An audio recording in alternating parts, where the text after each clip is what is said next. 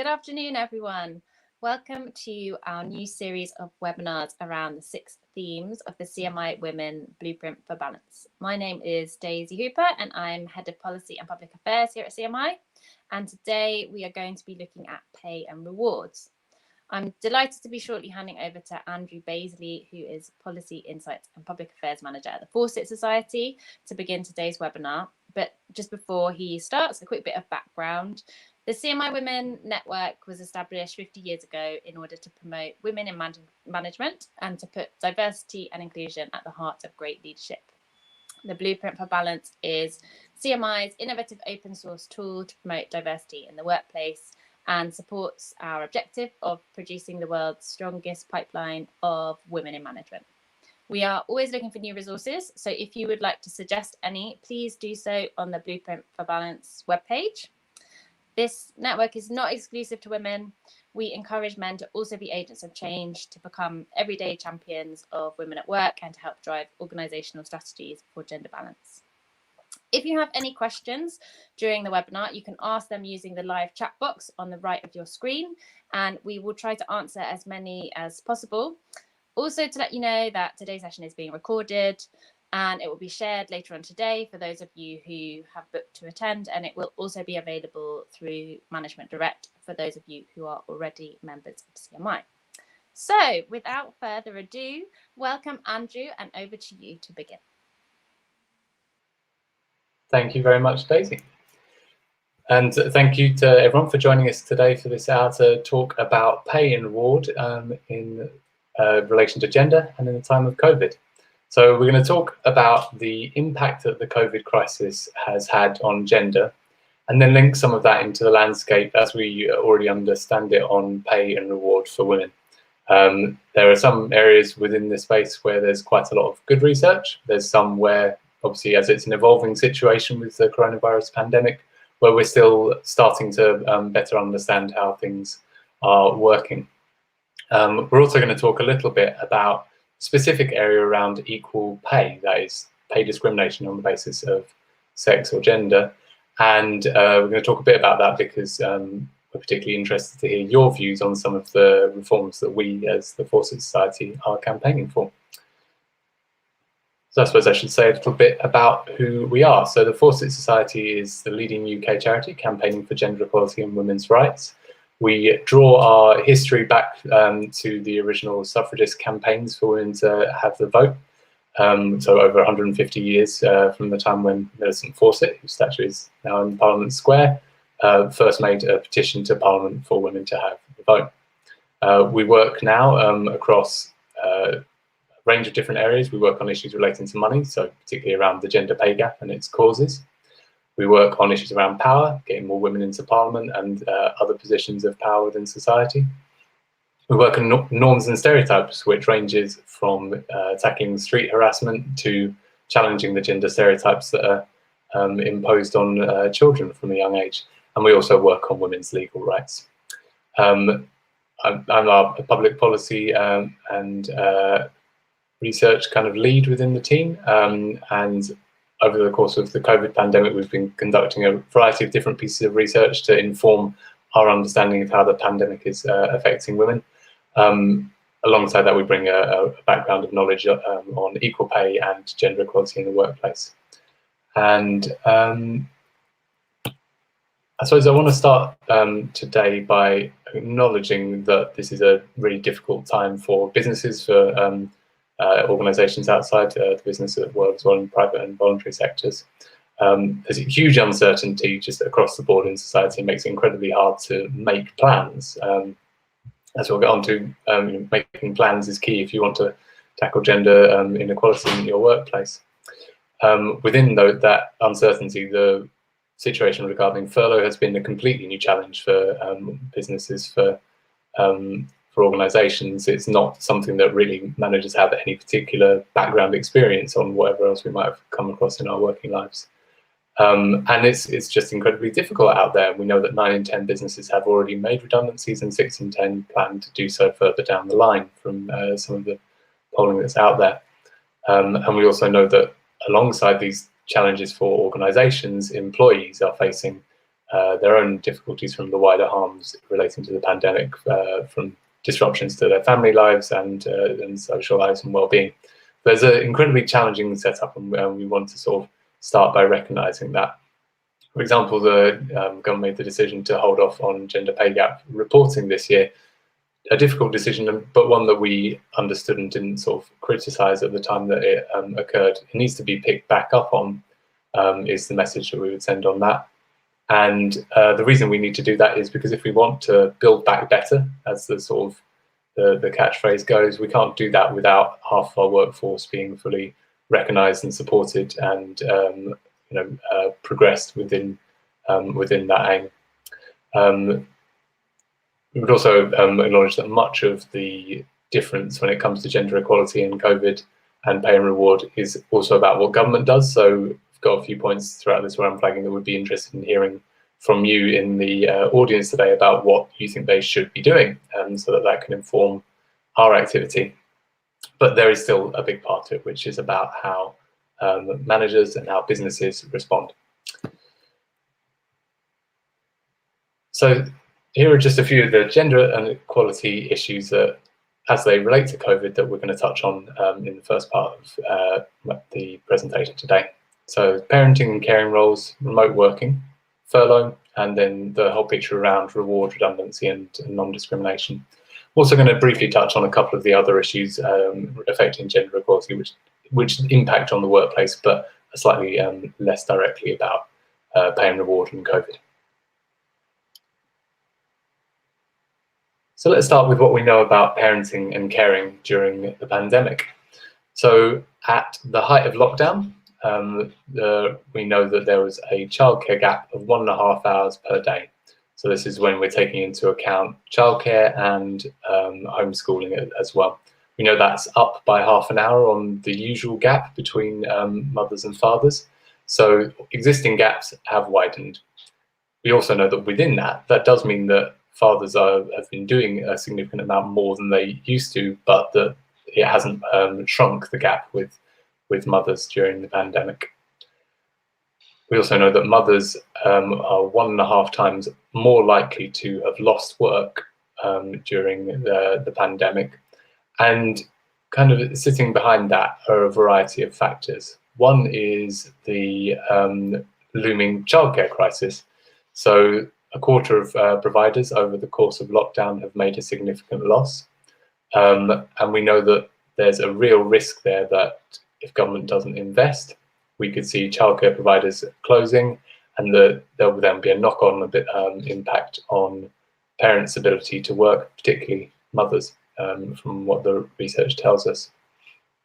We also know that there's a big difference in whose time has been broken up during the pandemic.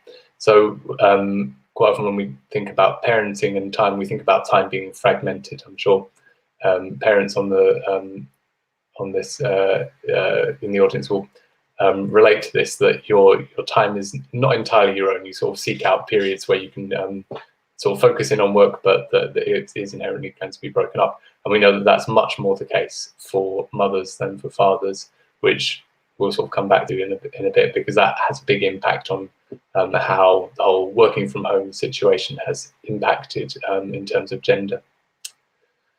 We also know that anxiety has peaked during lockdown, and that this has been worse for women, and within parents it has been worse for mothers. That mothers have experienced worse anxiety than women who are not mothers, and then men, and then fathers as well. So overall, there's a challenge there in terms of mental health. That's well established, but that particularly impacts on parents as well. We also know that furlough has somewhat been a sticking plaster for these additional parenting challenges. A lot of us will have colleagues who've been on furlough for parenting reasons, and that when that comes to an end at the end of this month, there is a question there: what can employers do for parents going forward? It's less likely, I think, that the new system will be one that employers are able to make use of, given the hours it requires requires people to work. So another issue which has been a challenge, although potentially an opportunity when it comes to gender equality in the workplace, is the issue around remote working. For a long time, that this has been something that we have called, or flexible working is something that we have called for much greater access to. We know that for parents, particularly for mothers, it is something that can help people to effectively balance home and work lives. So there's an opportunity to change here. We've gone from it being something that too many employers felt was impossible or a distraction, a difficulty, to being something that around half of the population had to do.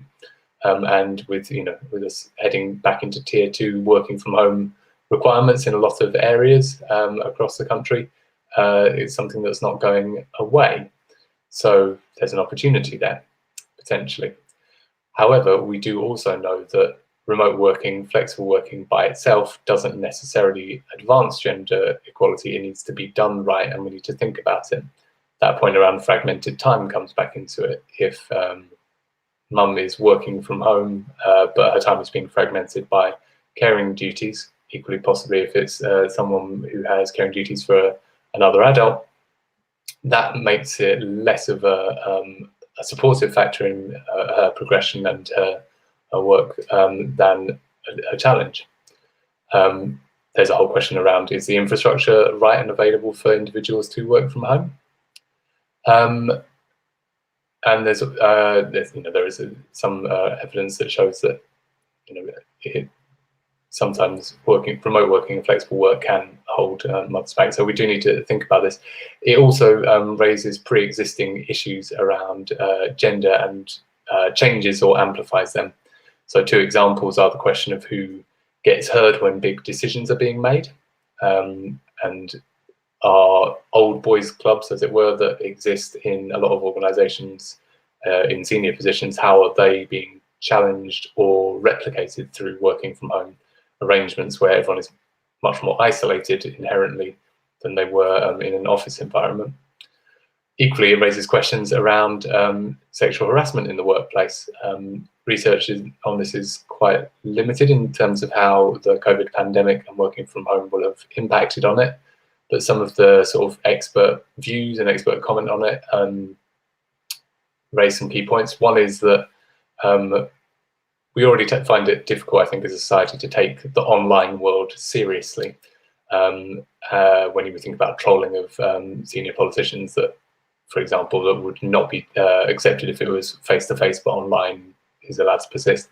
So there is that question of, if sexual harassment in the workplace has moved online, how do we ensure that workplaces are taking it seriously? And when it can be harder to detect as well, it's much more likely to be one-on-one rather than having any witnesses, etc., to incidents. So there's a challenge for workplaces there. Obviously, we know sexual harassment then impacts on progression and on pay in lots of obvious ways.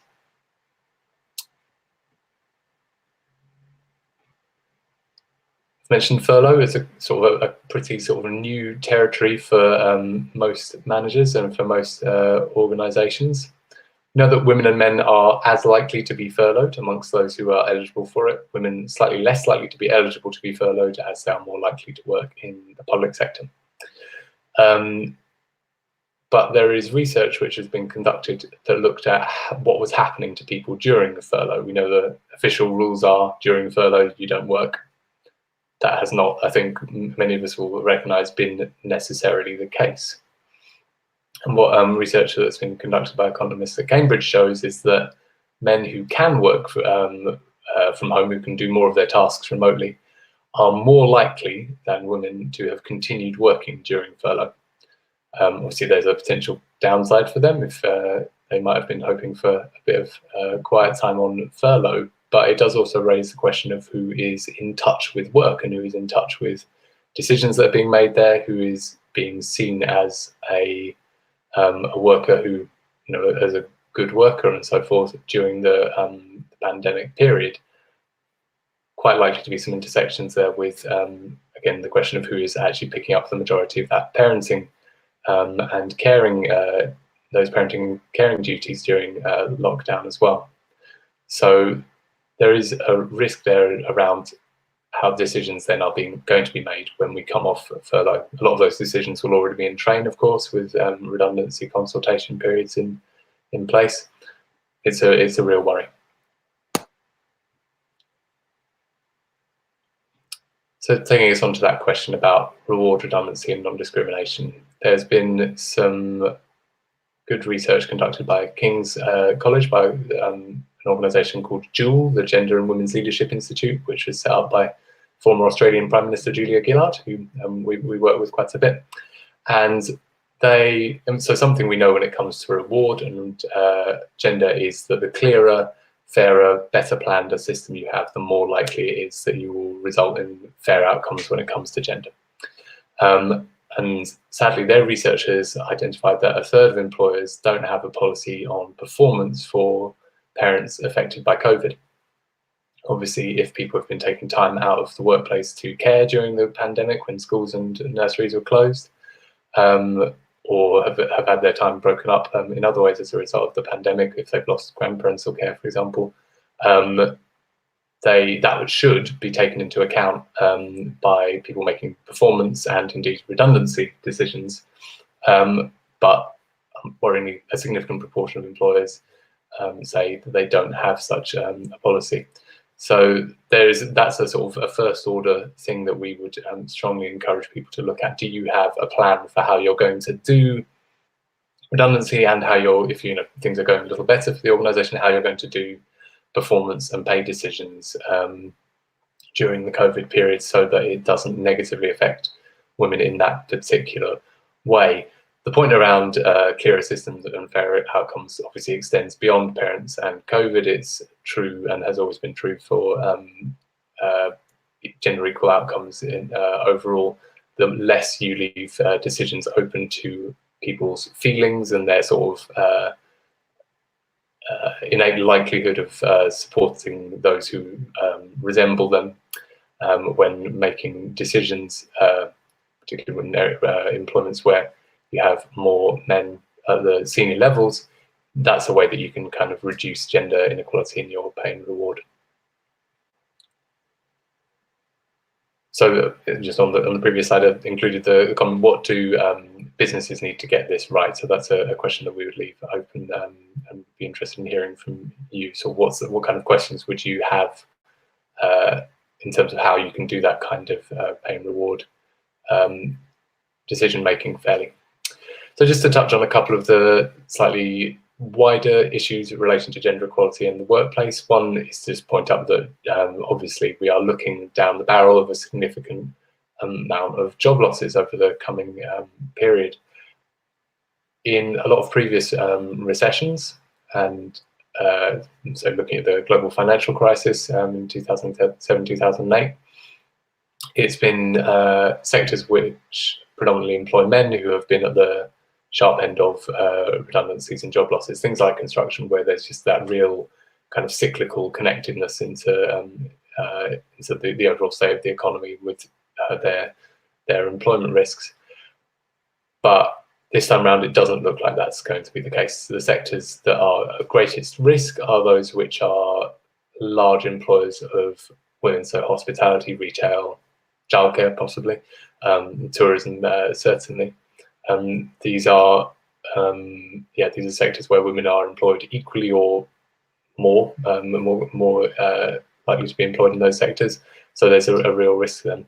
We also know that women and Black and minority ethnicity workers are the majority of low earners, and those on 0-hour contracts and those on part-time work, and often they can be at the sort of first on the chopping block when it comes to a lot of these decisions being made. I think one of the things that we, the Forces Society, are aware of is that a lot of the standard responses of government to getting people back into work are framed around that usual situation of it being men who are most likely to be impacted by recessionary job losses. So that's something that we are really sort of concerned about. Is the back to work support sufficiently gendered in its approach? Does it do enough to support people to support women who have been working in predominantly female sectors? Is it set up for that? And is it set up to support the unequal caring responsibilities? For example, does retraining come with childcare? Often it doesn't. And then finally, just to flag as a final gender equality COVID link is the COVID safe workplaces. So we know that recently women aged 20 to 40 have been seeing a fast rise in hospitalizations. Men are still slightly more likely to, unfortunately, have passed away as a result of COVID, but that is within a context of women being actually more likely in the UK to report cases, which is it's a complex gendered issue, probably a mix of reporting and actually having cases, but there's also a lot of links in with frontline work and frontline both in terms of retail, caring, NHS, etc. work, which means that safe working is a gendered issue, and the extent to which we are making decisions that protect people at work is a gendered issue. Particularly when you look at pregnancy and maternity, we know that the government issued slow, often contradictory advice on that. It's something that's quite difficult for employers to get right, it seems, but the underlying rules are would refer people through to Maternity Action's website, and guidance on this are quite clear that if a woman can't be safely enabled to work during pregnancy, she should be put on full pay for the duration. We also know that another gendered issue in relation to COVID safe workforces is around access to support if someone isn't able to work. Workers with no recourse to public funds, a lot of whom are women due to their immigration status, have no support, and equally those who are below the threshold for sick pay equally have limited support, and that's something we are pushing for the government to change. So those are some thoughts around how the COVID and gender interacts with pay and reward and the wider workplace environment. I'm going to talk a little bit now about the specific issue of equal pay. So just left these up as some questions for people to consider and respond to. So thinking specifically around the issue of equal pay. Why are we talking about this? It's been half a century since the Equal Pay Act. We still have a gender pay gap, of which a fair chunk, the research suggests possibly around a third, remains due to discrimination. And that means individuals getting paid less than, so individual women being paid less than men because they for the same work, and women being paid less than men for work that's of equal value. So some examples have included between bin men and social care workers in local authorities. Those are some of the kinds of cases that have been brought in the past. And so when we're looking at equal pay, one of the, we know that it still persists. We have cases running from Asda to local councils to the BBC as examples of the kinds of spaces where we're still seeing this. There's a big case that's been taken through recently for Wilco as well. So it's pretty prevalent. And given this 50th anniversary, we at Forces Society have been looking at this issue and thinking what needs to change to make the law work for women.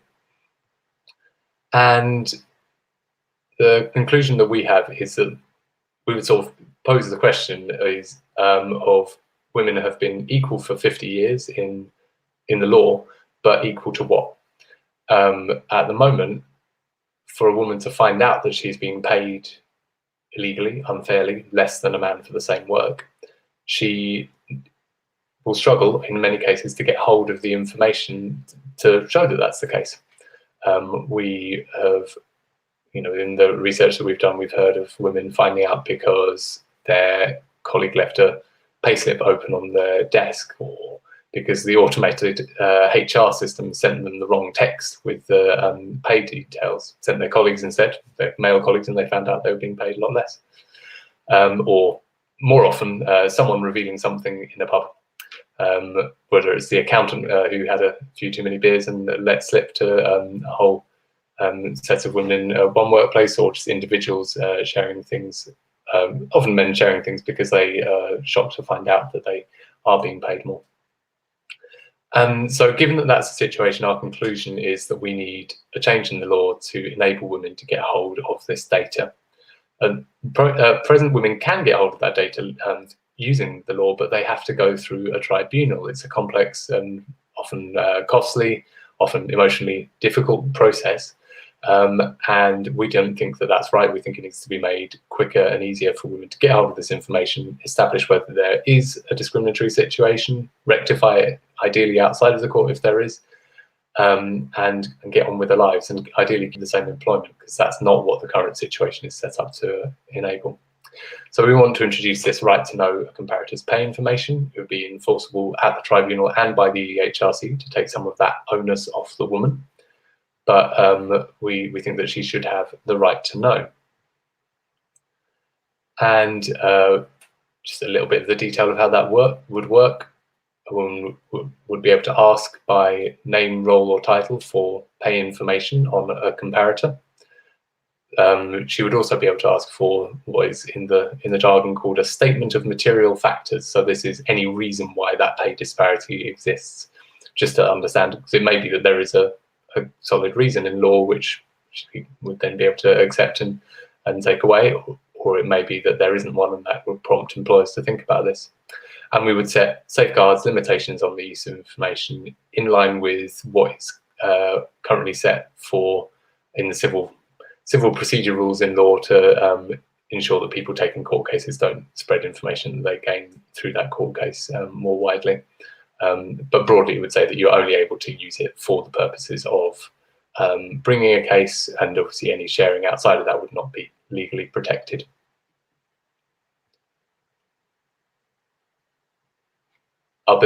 The bill that we've put together to sort of frame this reform also includes changes to gender pay gap reporting, which we think has been valuable. It's been really useful at starting a conversations like these. But at the moment, it only covers 40% of women, because it only covers organisations with over 250 employees. So we would lower that threshold to 100. We'd also introduce a bit more detail so that the information is more useful. And two of the key reforms are that we would include ethnicity within that, so that which the government consulted on back in January 2018, I believe, and hasn't brought forward. And we would also require employers to publish action plans. We conducted some research recently, which found that of 10 nations that we looked at who had introduced gender pay gap reporting, all bar Austria did require employers to actually take action on their gender pay gaps. They weren't just putting the data out there; they were doing something about it. We are, aside from Austria, the only nation who don't do that. And we think that need to take action is really key. So that's what the bill would also mandate. Just to say some next steps on that, the bill is going to be in the House of Commons as a 10-minute rule bill tomorrow, with Stella Creasy MP putting it forward. We're also planning to make some amendments to the employment bill as and when it comes up. But this is part of the process of ongoing consultation to feed into our thinking on this, and to influence the campaign that we do. So we're very interested in your thoughts on how this would work, or what safeguards you would want to see to make it effective. You can have a look at the report that sits behind this there, and just to sort of leave up a few questions for you. So what are the biggest challenges for you when it comes to pay and reward? How the proposals that we've talked about a bit today work with your existing management infrastructure within your organisation, and what safeguards would you like to see to make it work more effectively? Okay, I want to hand back over to Daisy now.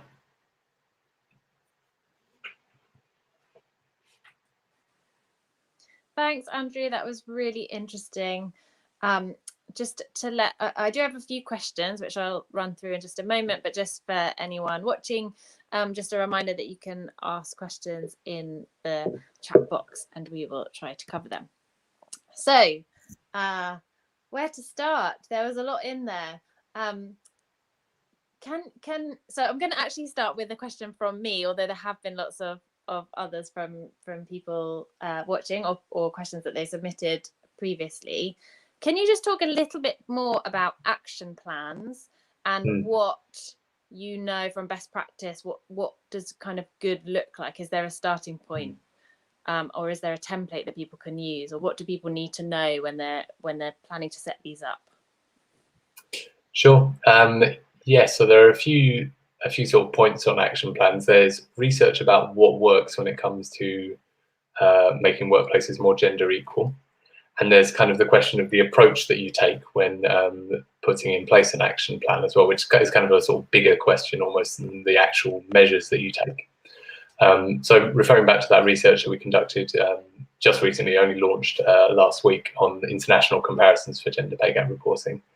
A big difference between our setup and the setup in a lot of other countries is that they require consultation with employees before setting an action plan.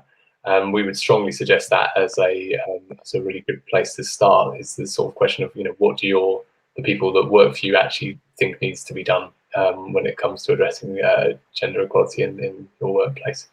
Because if you're not taking that into account, you're missing out on a key area of insight. The other question then is, so there's consultation, there's taking a deeper look at the data. So the gender pay gap reporting requires publication of some sort of quite high level figures, which make sense. People understand those. It's useful to sort of benchmark.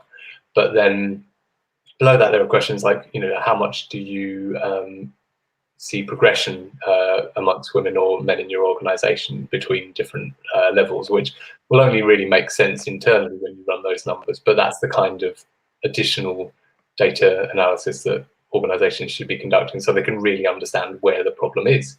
It might be that you have a problem with more junior women getting into middle management, or it might be that the problem is middle management into senior leadership.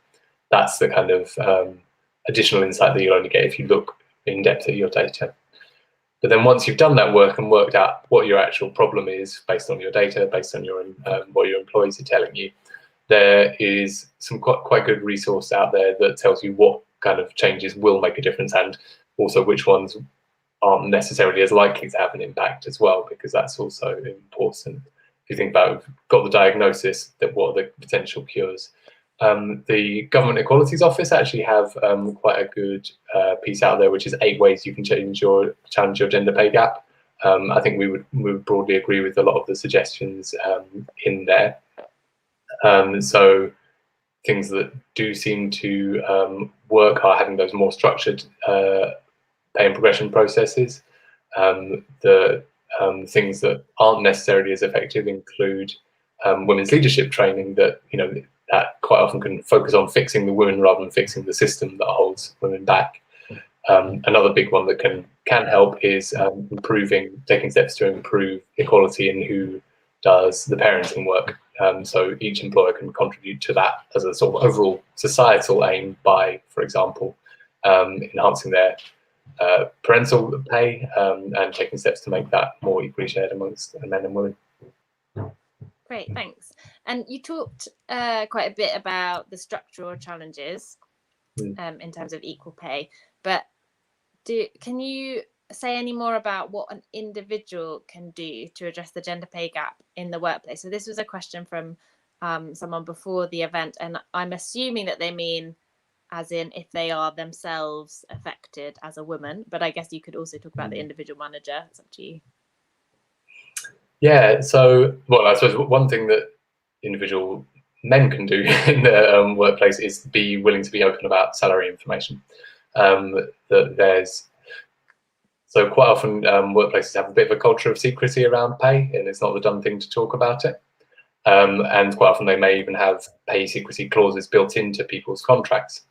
It's worth making really clear to people that if you have a pay secrecy clause in your contract, there are certain circumstances when it doesn't operate because of what's in the law overriding that contract. So if you're a man and a female colleague approaches you to say, I think I'm being paid less than you in a discriminatory fashion, can you tell me your salary? Whatever's in your contract, if they are your colleague in the same organisation, you are allowed to tell them, because that is protected by Section 77 of the Equality Act. And the same applies if it's someone, if it's a black colleague asking a white colleague because they think they're being paid less due to racial discrimination. So that's something that an individual who is in a position of privilege within an organisation can do to play their part.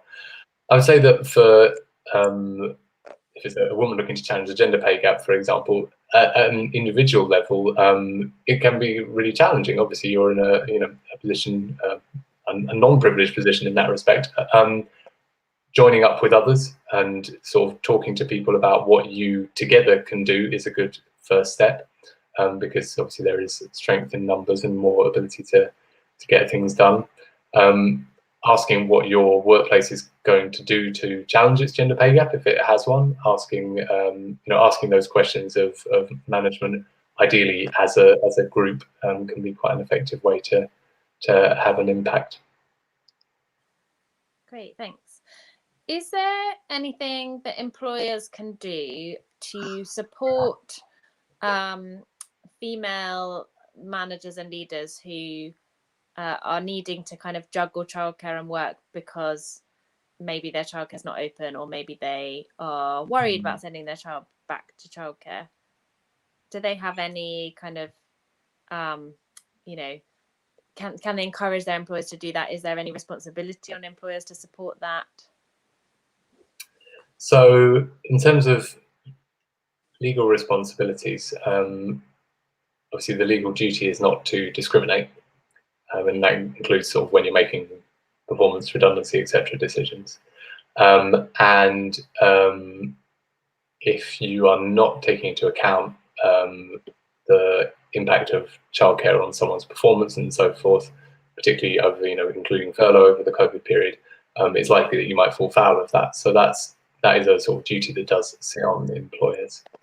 In terms of what employers can do to be better at that stuff outside of their sort of specific legal duties, it's a good question. I mean, part of it is about the question of how you are making your decisions, and the degree to which you have a plan for taking into account the work that people have done rather than the work that they have been away from the workforce, and therefore unable to do when you're making those decisions.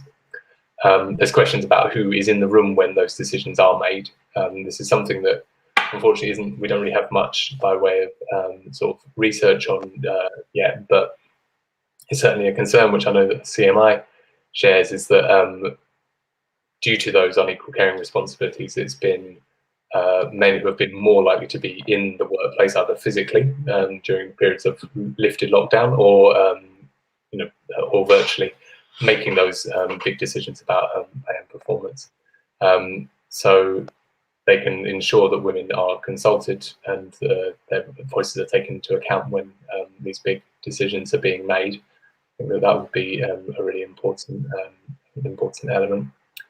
I mean, there are obviously are things that we would usually encourage employers to think about in their own policies and their own processes in ordinary times, like do you have an on-site nursery if you're a large enough employer for that to work for you, which could potentially help with some of these. Those are quite a lot of bigger issues, obviously, and challenging ones for this point in time, but that's something that they could think about as well.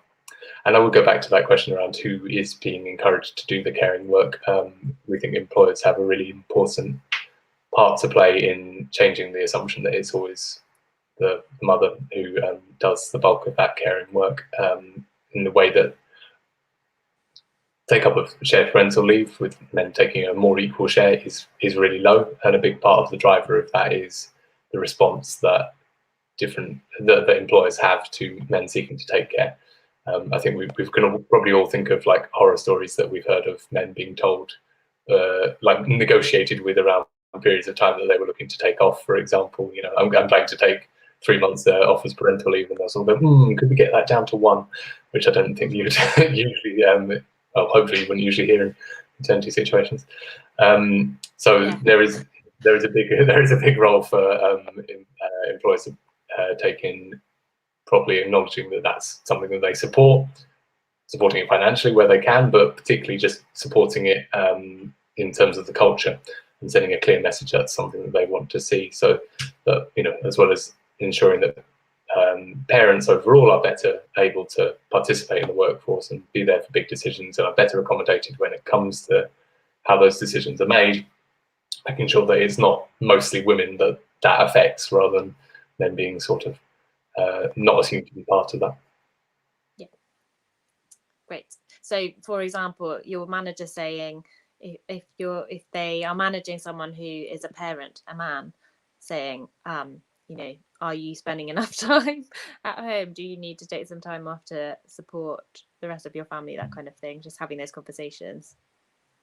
Yeah, absolutely. There's a really good toolkit by some academics at the University of Birmingham. They spend I'm not quite sure how long, a very long period of time doing research to understand the experiences of fathers and of employers of the shared parental play system, and they have a toolkit which is advice for employers on how to do this kind of stuff well. So I'd strongly recommend that people have a look at that and see what they can take up from it. Brilliant. And if these things are not already on our Blueprint for Balance webpage, we should arrange for them to be there, and I'm sure we can send them around to participants after the webinar. So we've had a question about female freelancers and the self-employed, and how the gender pay gap affects them, and then presumably if you had any specific advice for people working that way. So the standard gender pay gap figures exclude self-employed people, and for the most part freelancers. They basically exclude anyone who's not on the PAYE system, which obviously will be most freelancers and self-employed people. When we look specifically at self-employed people, freelancers, the pay gap's even bigger. It's about 40%. It really is quite huge. Some of that's about the kinds of freelance self-employed work that people are doing, with men being more likely to do sort of like high status, high paid freelance work, and women more likely, particularly increasingly, to do self-employed work or freelance work, which is sort of verging into the sort of disguised employment kind of space. There's or to be having to do one of the things that is a sort of trend is women having to do freelance or self-employed work, because those kinds of structural issues around workforces and their lack of responsiveness to flexibility to parenting often pushes women out into self-employment, because it's not possible to make the employment they were previously in work for them in those situations, which is obviously a really negative situation. So yes, there is a bigger pay gap when it comes to self-employment, which is obviously a worrying situation. What can we do about that? Some of it is about making employment more accommodating, obviously, in some of the ways that we've discussed. But it's not all about that. I think that we know that there can be issues sometimes with women entrepreneurs and sort of self-employed, new business owners struggling to access finances. And there are a few sort of different schemes being run by various banks to try and tackle some of that. That is unfortunately an issue which needs to be, the financial institutions need to take more steps to address. There is some advice out there around how to sort of negotiate and argue for the best outcomes you can as a freelancer. I think often that can come then to the sort of category of fixing the women, which we don't really sort of approve of. But we do know that there are a lot more women moving into self-employment. Women's self-employment has significantly increased over the recent years. So some of that sort of advice in small business, self-employment support can be potentially quite helpful if you're new to that space. And I guess we would also say, it's not just a moral case here. There's an economic case for having a diverse workforce and equal pay. And so I guess that's one of the tools that you can employ if you're advocating for kind of gender balance, equal pay in general. I think there's an overall societal business case for equal pay in terms of having more women involved at more senior levels in the workplace, being being positive for GDP and so on. There's also loads of research that shows that having more diverse decision makers and teams in general results in better outcomes. It sort of avoids groupthink. It avoids people sort of making decisions that go unchallenged even though they're bad. And it just means that there are more people with more diverse experiences to bring to that decision making as well. So yeah, study after study shows that you should have a more diverse team, both on gender, ethnicity, cultural, class-based bases, and that's sort of something that's, I think that maybe more than the GDP impact can sort of translate for individual organisations as well. Yeah, absolutely. Makes your organisation more resilient. Hmm. Great. So this is the final question. Have you had any pushback to date on your equal pay bill? And if so, what was it and how have you responded? Yeah, so we've had conversations with a number of different business organizations about it. I mean, I think one of the, to be honest, one of the big responses that we get is that businesses are quite sort of uncomfortable, unfamiliar around equal pay in general. So quite often the propositions in the bill are less concerning to them than the basic understanding of the Equal Pay Act as it was in 1970, now in the Equality Act 2010, and what that means for businesses, what they're meant to be doing as a result of it, which is a bit of a concern. I think that there is a need for a better understanding of equal pay law to be out there among the business community, and for sufficient sort of easy to understand resources to be available. That's something that would be good to see people like the HRC and the Government Equalities Office ensuring that it's widely understood. But beyond that, then I think the concern is around how the information will be safeguarded, how they can be sure that if they share this information with women, to ensure that so they can understand their situation in terms of equal pay, that it won't just kind of end up being water cooler gossip. And there are provisions in the Equal Pay Bill that would ensure that that's sort of safeguarded against, sort of setting out the range of circumstances in which you can share it, and then excluding any other circumstances from protection. Mm-hmm. Great, thanks, Andrew. That's it from us for today. Thank you to everyone who has joined us, and thank you, Andrew, for your insight and expertise. The next CMI digital event is on the 3rd of November, and it's on mentoring and sponsorship with Emily West from Alchemy Coaching. So do check that out on our events page of our website. We also have CMI Women Chair, Heather Melville, joining our Chair of CMI Race, Pavita Cooper, in the Moving the Dial webinar tomorrow. If you're interested, there's more info on our website. If you're a member, you can access thousands of practical development resources through Management Direct, and if you're not yet a member and you want to learn more, you can click on the link in the chat to become part of our community. We would love to have you. Thank you again, and enjoy the rest of your day.